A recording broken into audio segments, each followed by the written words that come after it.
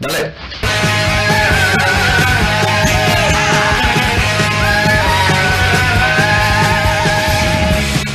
Bienvenidas y bienvenidos a Vivir y Vencerás, un podcast de análisis político y cultural con conciencia de clase y perspectiva de género, o que al menos lo intenta, desde el desierto más al norte del sur.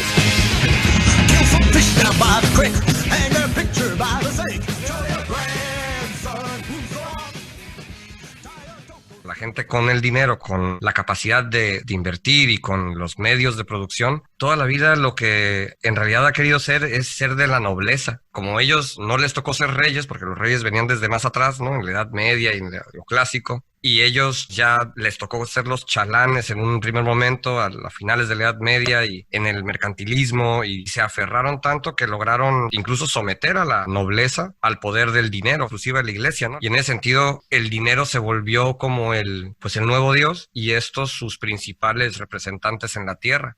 La importancia de los sindicatos, de los contratos colectivos y de esta tradición que sigue siendo el arma más fuerte y más efectiva que tienen los trabajadores en contra de los patrones. Sindicalizarse, organizarse, tener contratos colectivos y el derecho de huelga. Hay una escena de la historia sindical inglesa en donde en 1799, por la presión de los dueños de las compañías, la ley prohibió los sindicatos. De ahí tuvieron que pasar 25 años. Fue hasta 1824. Una persona que nació en el año que prohibieron los sindicatos, el año que los volvieron a permitir, tenía 25 años, y obviamente tanto su papá y su abuelo tuvieron que luchar por ese derecho, el derecho de huelga. Y como ahora, me parece, al menos esa es la vibra que dan, ¿no? Al menos los videos, la información que se ha podido documentar, es esta especie otra vez de conciencia de clase. Esa atomización o esa compartimentalización con la que normalmente, ¿no? se entra y se poncha ahí en la maquila la tarjeta del tiempo, ahora mismo está siendo totalmente sacudida.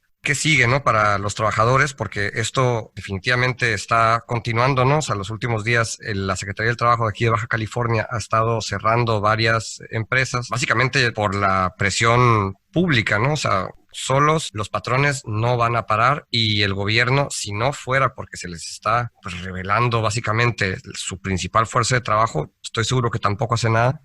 Pues hay una diferencia radical entre el panorama obrero y sindical de los países desarrollados con respecto al nuestro. Los sindicatos en México fueron cooptados por el sistema político y por ende por el sistema económico desde hace mucho. Los sindicatos charros, que no velaron por sus agremiados, sino por las directrices del gobierno en complicidad con los capitales, han desmantelado la posibilidad de que el sindicalismo formal el día de hoy sea libertario, sea reivindicativo de condiciones dignas de salario y de empleo. Al parecer el gobierno de Obrador ha ido avanzando en este sentido, abriendo la posibilidad de la formación de nuevos sindicatos, pero no hay que perder de vista que la oligarquía sindicalista tuvo una solución de continuidad en el gobierno de Obrador. Ahí vemos a Napoleón Gómez Urrutia, uno de los líderes sindicales mineros, como senador actualmente con la bandera de Morena. Y bueno, eso nos habla de qué tanto se puede esperar de esta renovación sindical si viene desde el gobierno. Me parece que estamos regresando a más o menos siglo y medio de historia, y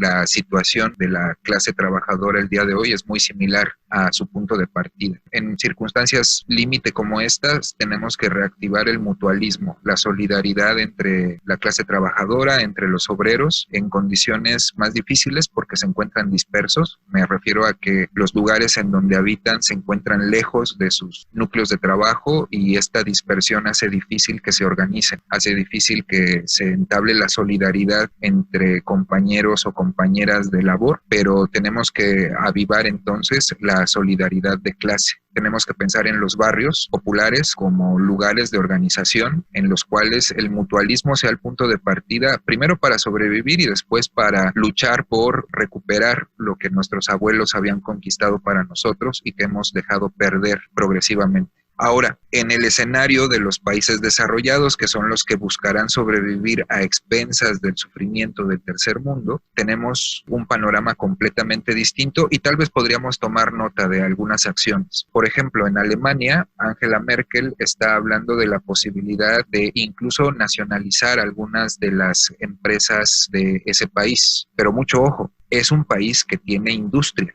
propia. El espectro va desde préstamos, participaciones accionarias, hasta nacionalización de esas empresas, con tal de preservar las plazas laborales para los trabajadores. Meter dinero público a las empresas, pero no en formato de un rescate, sino en formato de participación. También están estableciendo, como en el caso de España, algunos diques para la inversión extranjera dentro de empresas nacionales. Solamente se puede configurar un 10% de inversión extranjera en las empresas españolas para garantizar que la mayor parte del capital y por lo tanto de los intereses asociados a este se quedarán en las fronteras de ese país. ¿Esto es posible realizarlo en México? Pues no. Y los polos son o el rescate, es decir, mantener a flote a las empresas que muchas veces son de capital extranjero con dinero público que proviene de los impuestos que paga la gente, o bien nacionalizar. Nacionalizar se ha hecho históricamente en México por medio de expropiación con indemnización. Si expropiamos estas empresas, se compromete el Estado a indemnizar el valor de estas empresas a sus propietarios actuales, lo cual me parece injusto porque son empresas y empresarios que han sacado un usufructo enorme de la explotación laboral que han practicado por décadas. ¿Qué es lo que tendríamos que hacer? Pues sí, mantener abierta la vía de la nacionalización, negociar una indemnización lo más mínima posible, inclusive negar esa indemnización a las empresas que han tenido prácticas predatorias, que han participado de la corrupción y que no han pagado impuestos en la historia reciente o incluso más allá. Todos estos argumentos deberían configurarse como argumentos jurídicos para negar la indemnización de empresas que resulten necesarias mantener a flote con el dinero público e inclusive pasarlo a propiedad del Estado. Esto nos representa solucionar los problemas que han venido aparejados con esta estrategia anteriormente, que es la corrupción asociada a la administración pública de las empresas y la ineficiencia en esa misma administración. Estos dos elementos tendrían que solucionarse y tendríamos como población que estar muy atentos a cómo el Estado administra las empresas que sean susceptibles de nacionalización por beneficio público. No veo la disposición política para dar estos pasos, aunque creo que los números deberían alcanzar. Me refiero a que ya hemos dicho que Morena se ha configurado como el nuevo partido de Estado y tiene una enorme representación y aún mantiene una gran popularidad y legitimidad frente a la población. Ese es el capital político que el gobierno debería utilizar el día de hoy para tomar medidas drásticas. Fíjate, drásticas para países como el nuestro, pero muy racionales para países desarrollados. Si los gobiernos de los países en desarrollo, como en Latinoamérica o en África, se atreven a tomar medidas como estas, se les tacha de socialistas autoritarios, mientras que esas mismas medidas implementadas en otros países, que son los del norte global, son vistas como excelentes decisiones de Estado. A eso nos estamos enfrentando, a un doble rasero que en este momento lo que rasura son la vida de la clase trabajadora. ¿Cómo ves la misma clase trabajadora de las maquilas en esta batalla que ya lo vimos en Tamaulipas? Siguen peleando salarios dignos, condiciones dignas. ¿Crees que pueda iniciar un movimiento similar en el noroeste? Creo que sí. Hablando de la clase media a la cual pertenecemos, nos guste o no, hay que decir que la clase media es la más mezquina de todas, porque actúa como un amortiguador del conflicto social y lo hace siempre con base en sus intereses y aspiraciones. La clase media aspira a ser clase alta, como los burgueses aspiraron en su momento a ser parte de la realeza o de la nobleza. Esa es la aspiración de la clase media. Y mientras vea que es posible realizar esa aspiración, la clase media no se moviliza ni dice pío acerca de las circunstancias. A pesar de ello, la clase media es la que tiene acceso a la educación superior, la que tiene mayor capacidad de análisis y mayores recursos materiales con los cuales modificar el sistema actual y las dinámicas sociales y económicas. Como te digo, no lo hace porque eso pondría en entredicho las aspiraciones de subir en la escala social.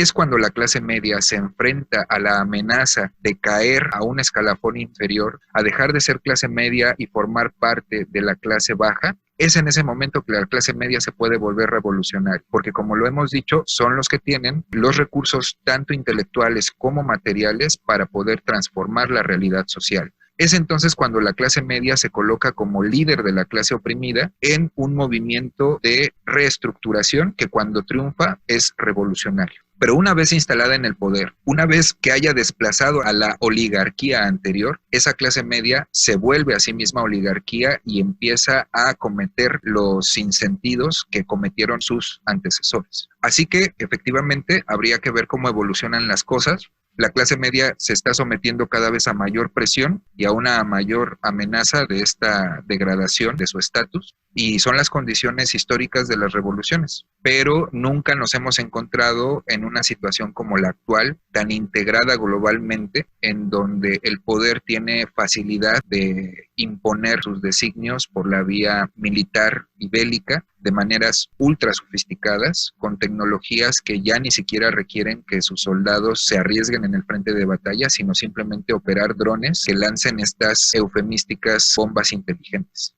Precisamente son estas características de la pandemia que de buena forma y de mala forma están también obligando a esa clase media a salir al quite o a dar su opinión. Yo creo que eso es en gran parte lo que le ha dado la presión al gobierno del estado, que también me sorprende el hecho de que se estén suspendiendo, cerrando las fábricas o varias maquilas. Es algo que nunca había visto. Es una prueba de que el estado tiene el derecho de soberanía y que la presión de la gente... O sea, nunca se vio a ningún patrón defendiendo la fábrica. Todas las que defendían la fábrica eran también raza. De hecho, ese personaje, o sea, ese intermediador es un dique de contención que se me figura que como trabajador fuera mucho más fácil atropellar a esa persona si fuera el dueño. Pero como es también muy parecido a los trabajadores, las trabajadoras, es difícil arrasarlo. Y ese es como una especie de... es un espejo también. Esta tensión de, pues no es que quiera, pero es que tengo que hacerlo, porque es mi trabajo. Y el trabajo es lo único que te puede dar dignidad.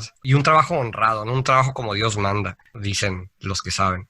La fetichización de la mercancía se puede entender de dos formas, ya sea que las mercancías adoptan dinámicas sociales y los individuos adoptan dinámicas mercantiles. Esto quiere decir que dependiendo de cuáles son las mercancías que ostentas, es el trato social que se te va a dar. No va a ser la misma forma en que se te trate si llegas en un bocho que si llegas en un carro de lujo último modelo. Solamente por la mercancía en la que te transportas cambia la dinámica social a la que puedes acceder. Este es un elemento muy visible de la fetichización de la mercancía. Pero otra cosa que lo compone es toda la explotación que una mercancía oculta al consumidor en su proceso de elaboración. Tal vez la clase media piensa que las verduras y la carne que se come 3 veces al día son cosechadas y criadas en los centros comerciales donde la compra. Es una pendejada, pero trabajemos esta obviedad y veamos a qué nos lleva. Nos lleva a la desvalorización del trabajo que permite la subsistencia de todos. Y en este caso, la desvalorización del trabajo rural que permite la existencia de estas grandes masas urbanas salpicando al globo terráqueo. El día de hoy se revalora el trabajo de los jornaleros agrícolas solo porque nos encontramos en esta situación límite, y el gobierno de Donald Trump está dando, como nunca antes y como no lo hubiera hecho Obama, permisos de trabajo a todos los jornaleros de origen extranjero que se encuentran en Estados Unidos, porque de lo contrario el campo se paralizaría. Esta es una forma en la que el sistema se está adaptando a la circunstancia y disminuyendo la potencialidad rebelde o revolucionaria de estos trabajadores agrícolas. Si les das mejores condiciones a las que no hubieran aspirado en circunstancias normales, pues disminuye la posibilidad de que abandonen esos puestos de labor, metiendo en aún más problemas el consumo de las personas. Así que es momento de que la sociedad revalore la importancia de estos trabajadores generalmente ocultados debajo del tapete, y los primeros síntomas no son halagadores. Ya sabemos que hay una tendencia aberrante de atacar, de discriminar, de marginar ahora a los trabajadores de la salud, porque son ellos los que están enfrentando al virus en la primera línea de defensa, y cuando regresan a su lugar de vivienda después de horas extenuantes de atender a enfermos, se tienen que enfrentar ahora a sus vecinos que no los dejan entrar a sus propias casas o que los amenazan con ya no dejarlos salir porque les representan un foco de infección. Esto es uno de los rostros más horribles del ser humano. Estamos en una circunstancia que nos puede mostrar lo peor de las personas, y es que los seres humanos no somos ni buenos ni malos por naturaleza, sino que reaccionamos a las circunstancias en las que nos encontramos, y cuando somos cortos de miras no nos damos cuenta de que el bienestar del conjunto nos incluye. Solo queremos el bienestar de nosotros y de nuestro núcleo familiar, pero ese es un camino que se agota muy rápidamente. No vamos a poder sobrevivir de esta manera poco solidaria por mucho tiempo. No podemos volver a la normalidad, porque fue esa normalidad la que ha llevado a este punto. Por un lado, apoyar a las trabajadoras de la maquila, tratar de compartir información, difundirla, pero no nada más para que se queden como trabajadores de maquila. La organización ante los patrones no es un fin en sí mismo. A lo que hay que seguir aspirando es precisamente que nadie sea la dueña de todo y se lleve las ganancias de todos. Unos estudios de la UNAM sugieren que un trabajador de maquiladora reproduce el valor de su salario en 17 minutos de trabajo. O sea, las 7 horas y media restantes siendo solamente plusvalía. En Mexicali son 70,000 alrededor de trabajadoras de maquiladora. Entonces, lo que se ve es que seguir así básicamente irá tensando esto hasta que explote, ¿no?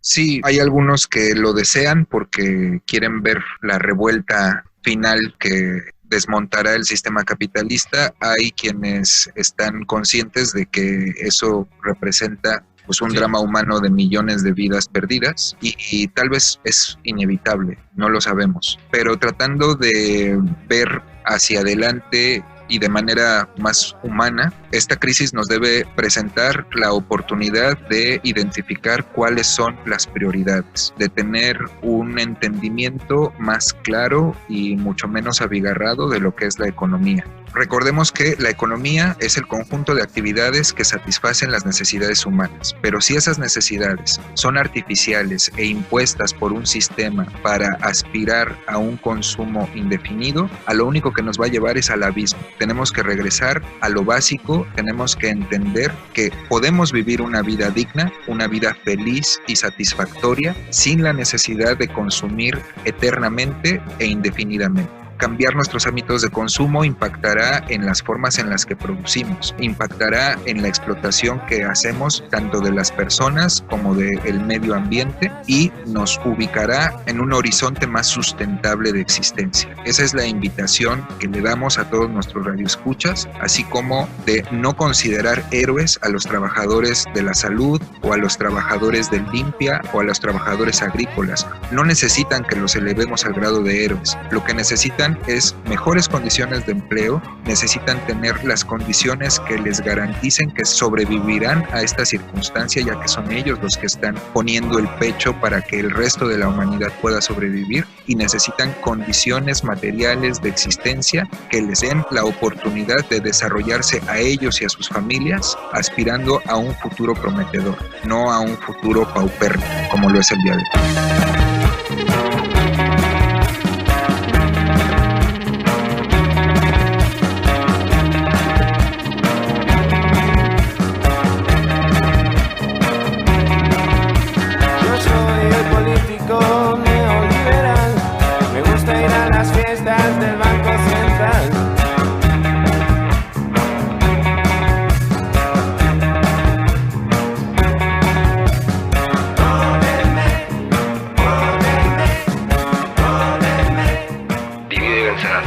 Desde el desierto más al norte del sur, y por un fin que no justifique los medios, para que el medio sea el fin.